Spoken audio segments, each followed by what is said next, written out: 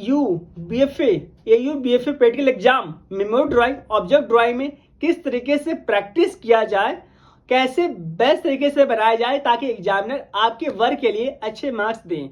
तो आज इन्हीं महत्वपूर्ण पॉइंट्स को लेकर बात करने वाले हैं। तो सबसे पहले मेमोरी ड्राइंग के बारे में बात करते हैं कि आप किस तरीके से किन बातों का ध्यान दीजिए। सबसे पहला होता है कंपोजिशन ड्राइंग। कंपोजिशन का मतलब होता है जो टॉपिक आपको कहा गया है वो टॉपिक आपने बनाया है। और उसमें दूसरा पॉइंट है एनाटॉमिक ड्राइंग, क्या आपने बेहतर किया है ये देखा जाएगा। और जो टॉपिक बोला गया है उस टॉपिक के अकॉर्डिंग जो भी वातावरण है वो आपने दिखाया है, ये उसमें जरूर चेक किया जाता है। साथ में आपका देखा जाता है कि कलर का प्रभाव कितना बेहतर है। कोई ऑब्जेक्ट में ऐसा तो नहीं है कि बार बार आपने रिपीट कर दिया हो, लाइन में अप डाउन कर दिया हो, ये भी देखा जाता हो। कहने का तात्पर्य यह हो गया कि एग्जामिनर आपके काम को प्रभावशाली प्रभाव देखने वाला है। सबसे पहला कि आपने एनाटॉमिक ड्राइंग बेस्ट किया है, आपने कंपोजिशन बेस्ट किया है, आपने कलर बेस्ट किया है, ये जरूर ध्यान देता है।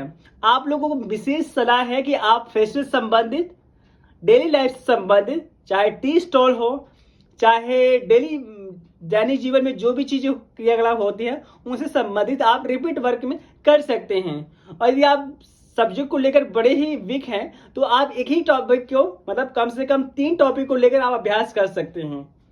जैसे मैंने कहा फेस्टिवल हो गया, एंड डेली लाइफ से संबंधित कोई भी चीज आप जोड़ सकते हैं जो भी आप बनाना चाहें। एंड और भी चीजें जैसे कि सब्जी मार्केट, रेलवे स्टेशन की आप अभ्यास कर सकते हैं। अब बात करते हैं ऑब्जेक्ट ड्राइंग। ऑब्जेक्ट ड्राइंग में क्या इंपॉर्टेंट है, कोई भी ऑब्जेक्ट आपके सामने रखा जाएगा उसको आपको ड्रॉ करना है और आपको शेडिंग अच्छे से करनी है।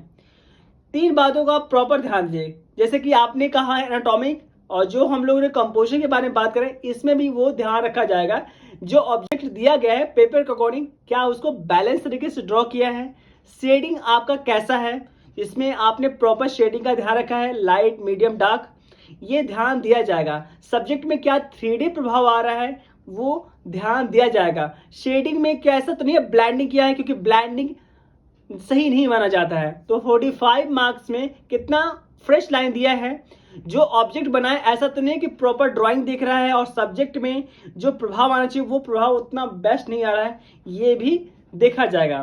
तो मोस्टली मैं कहूँगा कि आपके पास ढेर सारे जो है आपको विकल्प में ऑप्शन में आपको चीजें हैं उनको देखकर आप अच्छे से प्रैक्टिस करिए। जैसे मैं कंपोजिशन में मैं आपको दिखाना चाहूंगा कि ये कंपोजिशन आप प्रैक्टिस करिए, इससे कंपोजिशन बेहतर रहेगा। एंड सेकंड का ऑप्शन देखिए, ये जो ऑप्शन है इस तरह का प्रभाव आप बनाए रखिए, ज्यादा बेस्ट रहेगा। दूसरे में स्टिल लाइफ के बारे में बात करूंगा। स्टिल लाइफ में आप ऐसा प्रभाव दीजिए जिसमें आप देख सकते हैं कि कितने अच्छे से टोन दिया गया है, कैसे अच्छे से शेडिंग किया गया है। आप इस तरीके से प्रैक्टिस करिए।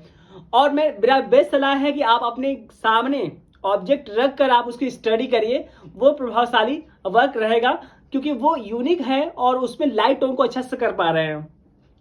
जिस ऑब्जेक्ट को बनाना चाहते हैं तो उसको आप ब्लैक एंड व्हाइट करके जो है उसके टोन को समझकर उसमें वो प्रभाव दे सकते हैं। आप 4 पेंसिल रखिए, 2B, 4B, 6B, 8B, ये 4 पेंसिलों से जो है आप अपने वर्क को बेहतर बना सकते हैं। मतलब इन्हें आपको प्रैक्टिस प्रॉपर करना है। तो जितने भी स्टूडेंट बिगिनर हैं, जितने भी आगे वर्क करने वाले आप कर रहे हैं, उनके लिए ऑल द बेस्ट। आप AU के एग्जाम में सफल हो, यही हमारी शुभकामना है। Okay, all the best.